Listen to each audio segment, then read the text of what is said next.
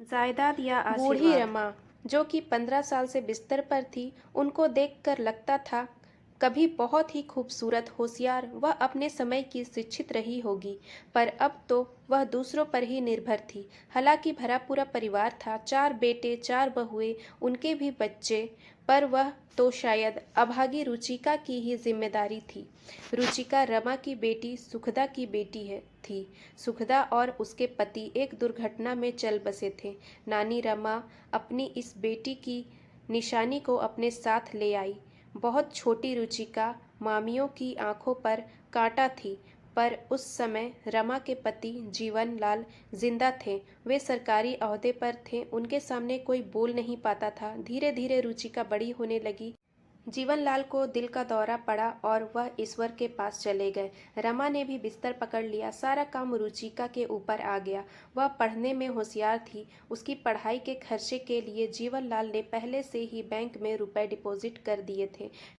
फिर भी मामियाँ उसको घर के काम में उलझा देती, जिससे वह अपनी पढ़ाई छोड़ दे। पर रुचिका बहुत होशियार और सहनशील थी। नानी रमा बिस्तर में ज़रूर थी, फिर भी वह हर बात पर नज़र रखती थी। रुचिका बहुत प्यार से नानी को नहलाती, खाना खिलाती, उसकी दवा का समय से ध्यान रखना, रात को उनके पास बैठकर पढ़ाई करना, यह उसकी दिनचर्या थी।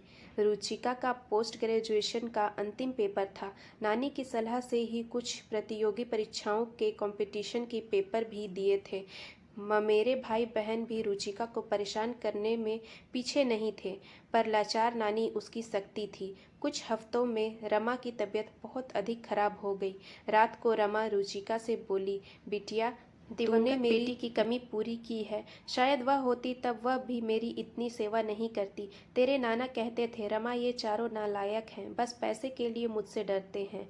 मैं तुझे और इस नन्ही जान को सशक्त कर जाऊंगा, जिससे इनके ऊपर तुम आश्रित ना रहो। आज रमा कुछ अधिक बेचैन थी। वह रुचिका से बोली, जरा मेरी संदूकची निकाल। रुचिका बोली, नानी आपकी कौन सी संदूकची है? तब रमा ने कहा, सामने अलमारी खोल और सबसे नीचे का पत्थर हटा। जब रुचिका ने पत्थर हटाया तब उस पत्थर के पीछे एक और खाना था, जिसमें एक छोटी सी संदूकची थी। रुचिका सोच रही थी, जब मुझे नानी लाई मैं केवल 4 साल की थी, अब 24 वर्ष की हूँ। आज तक इस अलमारी का पता नहीं था। वह उस संदूकची को लेकर रमा के पास आई। रमा ने एक लिफाफा दिया और कहा, यह किसी को दिखाना नहीं, संभाल कर रखो। मेरा कल का भी नहीं पता, और अपने मामा व अन्य सदस्यों पर विश्वास मत करना। 2 दिन बाद बैंक की प्रतियोगिता परीक्षा का परिणाम आ गया और उसमें रुचिका का चयन हो गया।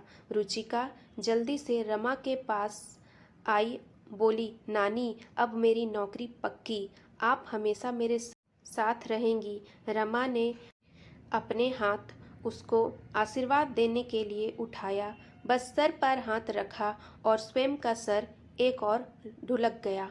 रुचिका उन्हें हिलाने लगी और चिल्लाने लगी। घर के सब सदस्य एकत्रित हो गए।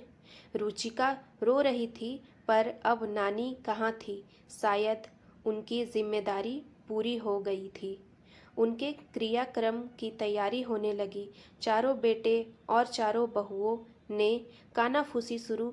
देखो, बुढ़िया के कमरे में मकान के कागज, पैसे और बैंक का किताब कहाँ रखा है?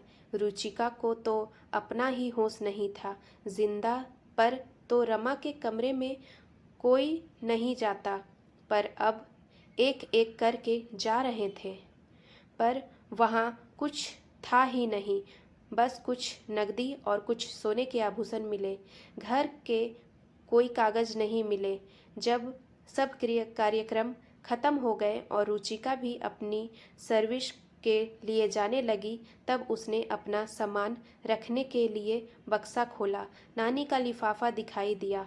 उसमें एक 10 लाख रुपए का एफडी और मकान की वसीयत उसके नाम निकली। रुचिका के आंसू रुक नहीं रहे थे।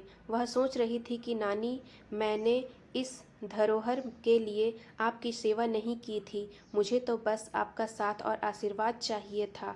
उसने दूसरे दिन जाते समय सबको बताया कि रजिस्टर्ड वसीयत मकान की उसके नाम है, पर मैं यह भी नहीं चाहती कि आपसे झगड़ा करूं। हालांकि आप लोगों ने मेरे और नानी के साथ निरंतर दुर्व्यवहार ही किया है। आप लोग अपना ठिकाना ढूंढ लीजिए। मैं इस मकान को अनाथ लाचार बुजुर्गों के लिए समर्पित कर रही हूँ और जो रुपए हैं वह उन सब की सहायता के लिए है।